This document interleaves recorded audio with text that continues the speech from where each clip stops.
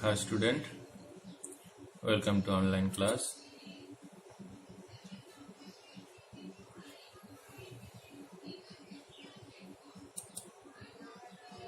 আজকে আমাদের পড়ার বিষয় হচ্ছে একক ধাতুবিদ্যা বা মেটালার্জি, যেটা আমরা গত ক্লাসেও পড়েছি। উপ একক যেটা আমরা আজকে পড়ব এটা হচ্ছে আকরিক ও খনিজ, ওরস অ্যান্ড মিনারেলস, এবং ধাতুবিদ্যার প্রসঙ্গে জারণ বিজারণ। এই আকরিক এর ইংরেজি হচ্ছে ওরস এবং খনিজ হচ্ছে মিনারেলস। এই ইংরেজি শব্দ দুটো কিন্তু মনে রাখতে হবে। এখানে আমরা যে বিষয়ের উপরে পড়বো আজকে সেগুলো হলো খনিজ আকরিকের ধারণা, অর্থাৎ খনিজ আকরিকের সংজ্ঞা, উদাহরণ,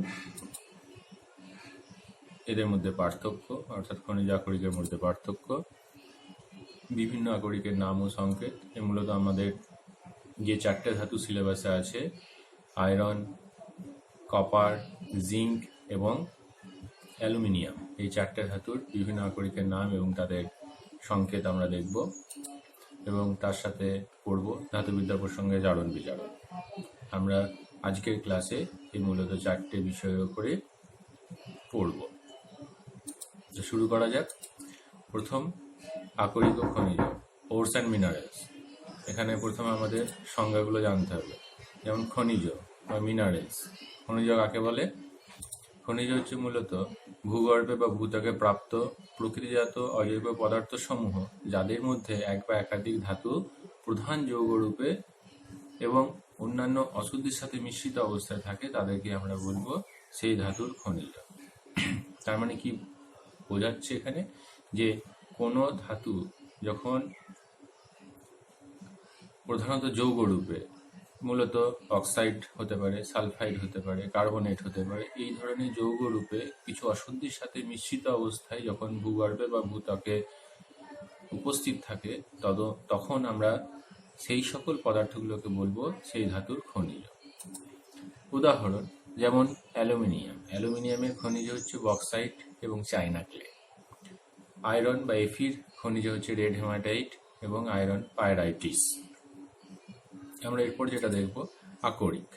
আকরিক হচ্ছে সেই সকল খনিজ পদার্থ যাদের থেকে সহজে এবং কম খরচে, অর্থাৎ সুলভে উচ্চমানের ধাতু নিষ্কাশন করা সম্ভব, সেই সকল খনিজ পদার্থকে আমরা বলবো আকরিক।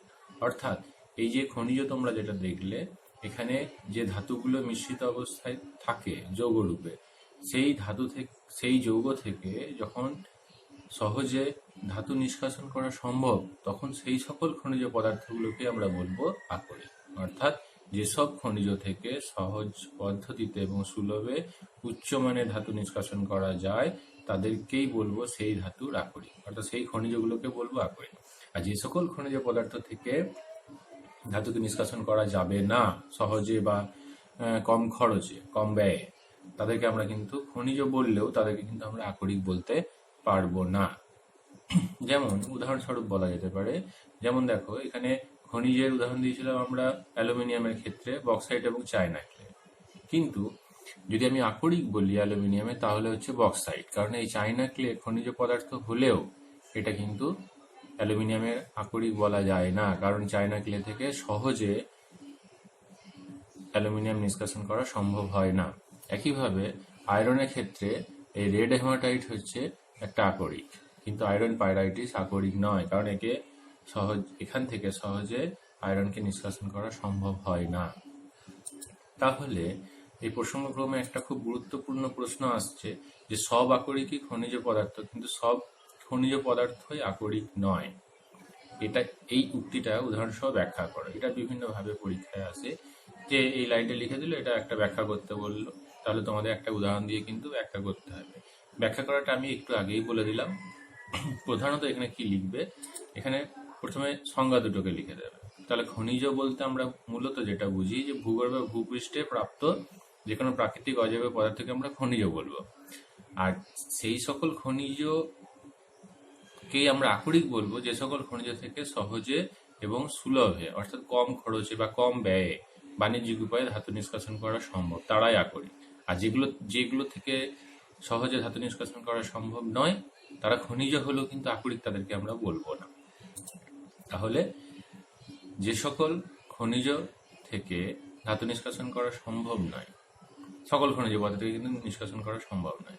অনেক ক্ষেত্রে দেখা যায় কি না, কয়েকটা খনিজ পদার্থ থেকে ধাতু নিষ্কাশন করা গেলেও কিছু কিছু ক্ষেত্রে তা অনেক জটিল পদ্ধতি এবং অনেক খরচ সাপেক্ষ, ব্যয় সাপেক্ষ, তাই তারা নির্দিষ্ট ধাতুর খনিজ হলেও আকরিক নয়।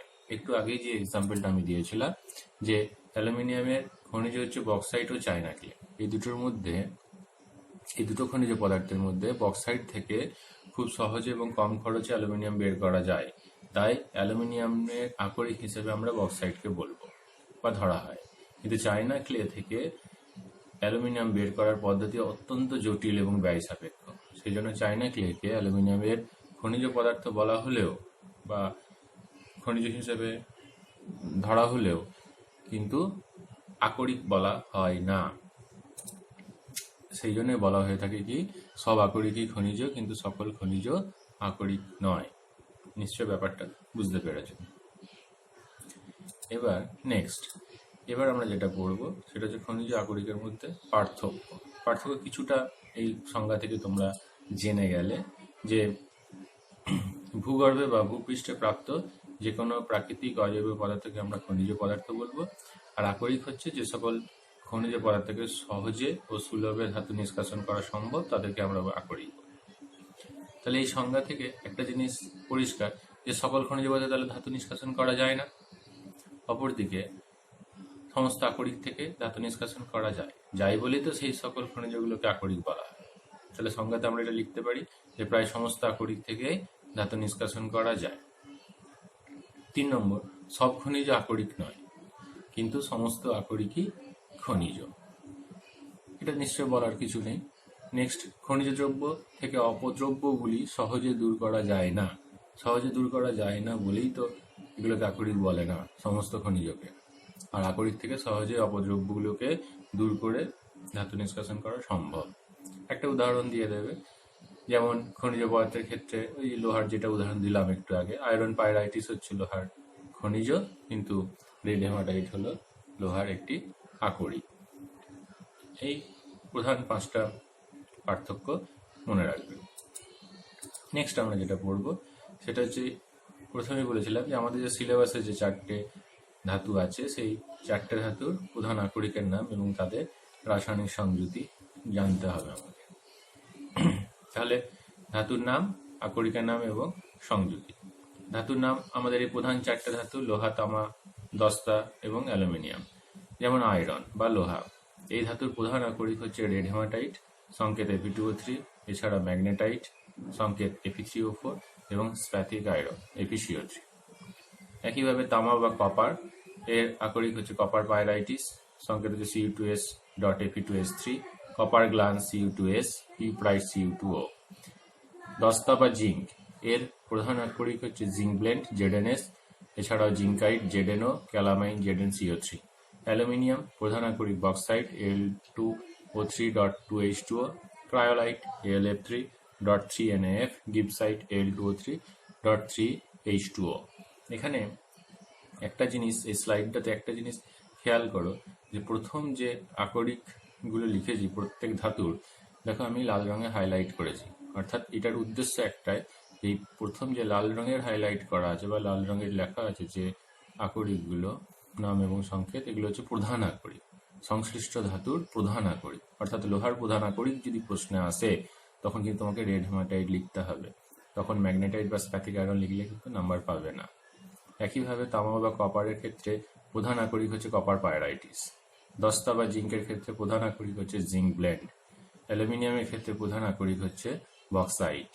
অর্থাৎ এই লাল রঙের যে হাইলাইট করা আছে সেগুলো হচ্ছে সংশ্লিষ্ট ধাতুর প্রধান আকরিকের নাম এবং সংকেত, এটা মনে রাখতে হবে। নেক্সট, এরপর আমরা যেটা পড়বো ধাতুবিদ্যার প্রসঙ্গে জারণ বিজারণ। আমরা এর আগের স্লাইড অবধি যেটুকু পড়লাম ওই আকরিকের নাম সংকেত, সেখানে মূলত তোমাদেরকে পড়তে হবে মুখস্থবিদ্যা ধরনের, মানে মুখস্থবিদ্যা করো বা মুখস্থ মনে রাখো, বোঝানোর তেমন কিছু বা বোঝার তেমন কিছু স্কোপ ছিল না, কিন্তু এখান থেকে তোমাদের কিন্তু এবার একটু বুঝতে হবে ধাতুবিদ্যার প্রসঙ্গে জারণ বিজারণ। এই ধাতুবিদ্যার প্রসঙ্গে জারণ বিজারণ ঢোকার আগে তোমাদের ধাতুবিদ্যা জিনিসটা কি সেটা প্রথমে জানতে হবে। তাহলে আমরা এখন প্রথম জানবো ধাতুবিদ্যা কি। ধাতুবিদ্যা হচ্ছে মূলত বিভিন্ন প্রক্রিয়ার মাধ্যমে আকরিক থেকে সহজে ও সুলভে ধাতু নিষ্কাশন ও বিশুদ্ধকরণের যে সমগ্র যে পদ্ধতি সেটাকে বলা হয় ধাতুবিদ্যা। আকরিক থেকে সহজে এবং সুলভে ধাতু বের করার পদ্ধতিকে বলা হয় ধাতু নিষ্কাশন। এটারও সংজ্ঞা অনেক সময় পরীক্ষায় দেখবে চলে আসে যে ধাতু নিষ্কাশন কাকে বলে। তখন তোমরা বলবে ধাতু থেকে কোনো আকরিক থেকে সহজে এবং সুলভে ধাতু বের করার যে পদ্ধতি সেটাই হচ্ছে ধাতু নিষ্কাশন। আর আকরিক থেকে ধাতু বের করা এবং সেই ধাতুকে বিশুদ্ধকরণ, এই পুরো পদ্ধতিটাকে বলা হয় ধাতুবিদ্যা বা মেটালার্জি। আকরিক থেকে ধাতু নিষ্কাশনের যে মূল বিক্রিয়া সেটা কিন্তু প্রকৃতপক্ষে একটা বিজারণ বিক্রিয়া। এটা কিন্তু খুব ইম্পর্ট্যান্ট একটা লাইন, এটা মনে রাখবে, আমাদের পরবর্তী ক্ষেত্রে কাজে লাগবে। তাহলে আকরিক থেকে ধাতু নিষ্কাশনের মূল বিক্রিয়াটি প্রকৃতপক্ষে একটি বিজারণ বিক্রিয়া। নেক্সট আমরা যেগুলো পড়ব, এবার আমাদের জারণ বিজারণের ইলেকট্রনীয় তত্ত্ব পড়তে হবে। এটা হয়তো তোমরা এর আগের ক্লাসেও পড়েছো, এখানে আমাদের আরেকবার ঝালিয়ে নিতে হবে, কারণ পরবর্তী ধাতু নিষ্কাশনের ক্ষেত্রে আমাদের যে নীতি পড়ব সেখানে কিন্তু প্রয়োজন হবে। তাহলে প্রথমে হচ্ছে জারণ কাকে বলে।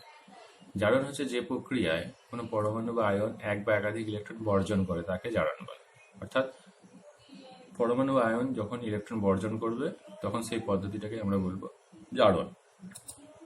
ইলেকট্রন বর্জন করলে ওই পরমাণু বা আয়ন জারিত হয়। ইলেকট্রন বর্জন করলে পরমাণুটা কিন্তু জারিত হয়। উদাহরণ, যেমন পরমাণু থেকে যদি ইলেকট্রন বর্জন, যেমন সোডিয়াম Na, এ থেকে যদি একটা ইলেকট্রন বর্জন করে তাহলে Na+ আয়ন তৈরি হয়। কিভাবে তৈরি হয়, কেন তৈরি হয়ে গেলে তোমরা পড়েছো, পরমাণু গঠনে তোমাদের পড়ানো হয়েছে। Ca অর্থাৎ ক্যালসিয়াম দুটো ইলেকট্রন ত্যাগ করলে Ca2+, অ্যালুমিনিয়াম থেকে 3টে ইলেকট্রন ত্যাগ করলে Al3+, অর্থাৎ পরমাণু থেকে ইলেকট্রন বর্জন করলে ক্যাটায়ন তৈরি হয়। তাহলে এই পদ্ধতিগুলো কিন্তু জারণ। নেক্সট হচ্ছে ক্যাটায়ন থেকে যদি ইলেকট্রন ত্যাগ হয় তাহলে ক্যাটায়নের চার্জ বাড়বে, যটা ইলেকট্রন বের হবে, যেমন Cu+ থেকে একটা ইলেকট্রন বের হয়েছে তাহলে Cu2+, Fe2+ থেকে একটা ইলেকট্রন ত্যাগ হয়েছে বা বর্জন করেছে তাহলে Fe3+ উৎপন্ন হয়েছে। যদি অ্যানায়ন থেকে হয় তাহলে চার্জ কমবে, যেমন H2- দুটো ইলেকট্রন ত্যাগ করেছে তাহলে সালফার, তাহলে সালফাইড আয়ন থেকে দুটো ইলেকট্রন ত্যাগ করলে সালফার পরমাণু পরিণত হয়েছে। Ca- অর্থাৎ ক্লোরাইড আয়ন থেকে যখন দুটো ইলেকট্রন ত্যাগ হয়েছে, দুটো ক্লোরাইড থেকে, তাহলে Cl2 এগুলো উৎপন্ন হয়েছে। তাহলে এই পদ্ধতি সবগুলোই কিন্তু জারণ প্রক্রিয়ার উদাহরণ। নেক্সট আমরা যেটা পড়ব সেটা হচ্ছে বিজারণ।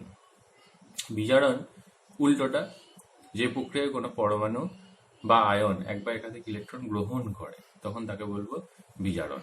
ইলেকট্রন গ্রহণ করলে ওই পরমাণু বা আয়ন বিজারিত হয়। যেমন উদাহরণে পরমাণু থেকে যদি ইলেকট্রন গ্রহণ করে তাহলে অ্যানায়ন তৈরি করে। ইলেকট্রন Cl ক্লোরিন পরমাণু একটা ইলেকট্রন গ্রহণ করছে, ক্লোরাইড পরমাণু Cl- আয়ন তৈরি করছে। অক্সিজেন দুটো ইলেকট্রন গ্রহণ করছে, O2- অক্সাইড আয়ন তৈরি করছে। একইভাবে ক্যাটায়ন যদি ইলেকট্রন গ্রহণ করে তাহলে পরমাণু উৎপন্ন হচ্ছে Na+ একটা ইলেকট্রন Na, Mg2+ দুটো electron Mg, Sn4+ stannic ion plus দুটো ইলেকট্রন স্ট্যানাস Sn2+ আয়ন তৈরি করছে। অ্যানায়ন তাহলে চার্জ এক এক করে বাড়বে, যেমন O- একটা ইলেকট্রন গ্রহণ করছে, O2-, MnO4- একটা ইলেকট্রন গ্রহণ করছে, MnO4 2-, অর্থাৎ এখানে ইলেকট্রন গ্রহণ করা অর্থ হচ্ছে সেটার বিজারণ বিক্রিয়া। নেক্সট আমরা যেটা পড়ব সেটা হচ্ছে জারক পদার্থ এবং বিজারক পদার্থের সংজ্ঞা। জারক পদার্থ হচ্ছে কোনো জারণ বিজারণ প্রক্রিয়ায় যে পদার্থ ইলেকট্রন গ্রহণ করে, অর্থাৎ ইলেকট্রন গ্রহণ করে নিজে বিজারিত হয়, তাকে বলবো জারক পদার্থ। খুব ইম্পর্টেন্ট, কোনো জারণ বিজারণ বিক্রিয়া যে পদার্থ ইলেকট্রন গ্রহণ করবে, যে গ্রহণ করবে ইলেকট্রন যে পদার্থটা, সেটাই হবে জারক পদার্থ। আর বিজারক পদার্থ ঠিক উল্টোটা, যে পদার্থ ইলেকট্রন বর্জন করবে, তাহলে বর্জন করলে নিজে জারিত হয়, তাকে বলবো আমরা বিজারক পদার্থ। একটা এক্সাম্পল দেখলে সহজে বুঝতে পারবে, যেমন 2Fe3+ plus Sn2+ equals to 2Fe2+ plus Sn4+। ধরো এটা একটা বিক্রিয়া। এখানে দেখো Fe3+ থেকে তৈরি হচ্ছে Fe2+, অর্থাৎ আয়ন দেখো আয়নের চার্জ এক একক কমে যাচ্ছে, অর্থাৎ ইলেকট্রন গ্রহণ করছে। তাহলে ইলেকট্রন গ্রহণ করলে এই Fe3+টা কি ইলেকট্রন গ্রহণ করলে কি বলেছিল, ইলেকট্রন গ্রহণ করলে জারক পদার্থ, তাহলে Fe3+ একটা ইলেকট্রন গ্রহণ করছে বলে Fe2+ হচ্ছে, তাহলে Fe3+ এখানে জারক পদার্থ। অপরদিকে দেখো Sn2+ থেকে তৈরি হচ্ছে Sn4+, তাহলে Sn2+ থেকে Sn4+, অর্থাৎ দুটো ইলেকট্রন সে ত্যাগ করছে, তাই তো, ইলেকট্রন ত্যাগ করছে বলে চার্জ বাড়ছে, +2 একক চার্জ বাড়ছে, তাহলে এখানে দুটো ইলেকট্রন ত্যাগ করছে, তাহলে ইলেকট্রন যে ত্যাগ করছে বা বর্জন করছে তাদেরকে বলা হয় বিজারক পদার্থ। তাহলে এক্ষেত্রে Sn2+ কিন্তু একটা বিজারক পদার্থ। এরপর আমরা যেটা দেখব সেটা এই ধাতু নিষ্কাশনের মূল বিক্রিয়া একটা বিজারণ বিক্রিয়া। এই যে আমি একটু আগেই বললাম ধাতুবিদ্যা কি ওখানে, এটা একটু বুঝতে হবে যে ধাতু নিষ্কাশনের মূল বিক্রিয়া একটি বিজারণ বিক্রিয়া। তার কারণ কি, আমরা জানি ধাতু কয়েকটা ব্যতিক্রম ছাড়া বেশিরভাগ ধাতু কিন্তু যৌগ রূপে অবস্থান করে, তাই তো। এবার ধাতুগুলো সাধারণত হয় ইলেকট্রোপজিটিভ হয়, সেই জন্য ধাতুগুলো যে মানে ধাতব মৌলগুলো যে যৌগের মধ্যে অবস্থান করে আকরিকে, তারা সর্বদাই ধনাত্মক জারণ স্তরে থাকে, অর্থাৎ ইলেকট্রোপজিটিভ হয়, সেজন্য ধনাত্মক জারণ স্তরে অবস্থান করে। অর্থাৎ ধাতব যৌগের বিয়োজনে সবসময় ধাতব ক্যাটায়ন পাওয়া যায়। মানে ধরো যে আকরিকের মধ্যে ধাতুটা যৌগরূপে অবস্থান করছে সেখানে সবসময় কিন্তু ধাতব ক্যাটায়ন রূপে সে কিন্তু অবস্থান করে। এই আকরিকে ধাতব যৌগটিতে ধাতব ক্যাটায়ন ধরে নিচ্ছি আমি একটা, ফর এক্সাম্পল N+ এই রূপে থাকলে এটি বিজারণ প্রক্রিয়া বা ইলেকট্রন গ্রহণের মাধ্যমে ধাতুতে পরিণত হয়। তো একটা জিনিস দেখো, যে ক্যাটায়ন রূপে অবস্থান করছে, তাহলে আমার দরকার হচ্ছে ধাতুটা, তাহলে ক্যাটায়ন থেকে যখন ধাতু আসবে তাহলে নিশ্চয়ই ইলেকট্রন গ্রহণ করতে হবে, অর্থাৎ এই চার্জটাকে প্রশমিত করতে হবে ইলেকট্রন গ্রহণ করে, অর্থাৎ ইলেকট্রন গ্রহণের মাধ্যমে এই ধাতব ক্যাটায়ন কিন্তু ধাতুতে পরিণত হয়। ইলেকট্রন গ্রহণ করা মানেই হচ্ছে বিজারণ বিক্রিয়া। নিশ্চয়ই ব্যাপারটা পরিষ্কার হয়েছে তোমাদের কাছে। যেমন একটা উদাহরণ, মানে এই বিক্রিয়া যেটা বললাম সেটাই আমি সমীকরণ আকারে দেখাচ্ছি।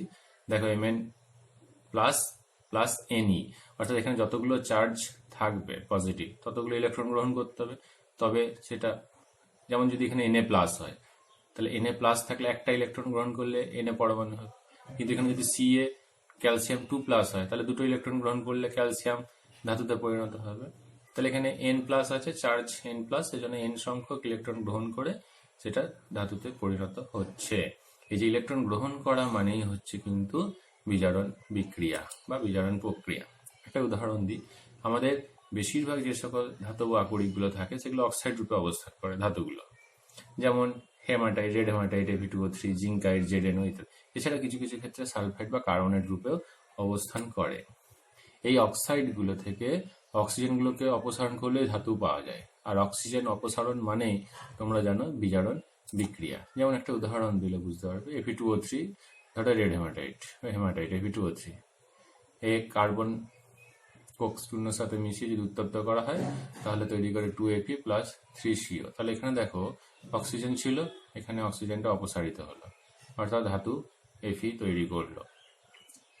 আবার এখানে যে কার্বন মনোক্সাইড তৈরি হয় সেটাও আবার Fe2O3 সাথে বিক্রিয়া করে Fe বা আয়রন ধাতুটা, লোহা ধাতু এবং কার্বন ডাইঅক্সাইড তৈরি করে। তাহলে এই যে ধাতু তৈরি করা হচ্ছে, তাহলে এইগুলোতে কি হচ্ছে, অক্সিজেন অপসারিত হচ্ছে। অক্সিজেন অপসারণ মানেও কিন্তু একটি বিজারণ প্রক্রিয়া। বা যদি আমি আয়ন হিসেবে দেখি তাহলে এখানে দেখতে পাবো যে Fe3+ হিসেবে উপস্থিত। এবার 3+ থেকে এখানে Fe তৈরি হচ্ছে, তাই তো। তাহলে 3+ মানে ক্যাটায়ন ইলেকট্রন গ্রহণ করে পরমাণুতে পরিণত হচ্ছে, অর্থাৎ ইলেকট্রন গ্রহণ মানে হচ্ছে বিজারণ বিক্রিয়া। আর একটা উদাহরণ যদি ধরো ZnS+3O2 ZnO, অর্থাৎ প্রথমে ZnO তো জিঙ্ক অক্সাইডে কনভার্ট করে নেওয়া হয়, জিঙ্ক অক্সাইডকে কোক চূর্ণ সহজে উত্তপ্ত করলে জিঙ্ক পাওয়া যায়। এখানেও দেখো অক্সিজেন অপসারিত হচ্ছে।